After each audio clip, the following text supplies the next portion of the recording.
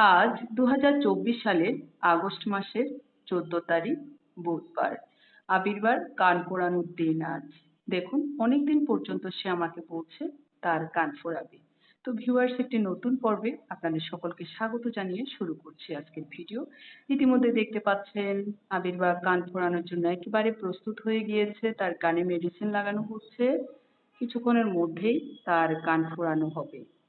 দেখুন এই মুহূর্তে তার কান ফোড়ানো হয়ে যাচ্ছে। সময়ের মধ্যেই তার একটা কান ফোড়ানো হয়ে গিয়েছে। এখন সেখানে কানের রিংও ঝুলছে। এখন দ্বিতীয় কান ফোড়াচ্ছে। দেখুন দ্বিতীয় কান ফোড়ানো হয়ে গেছে।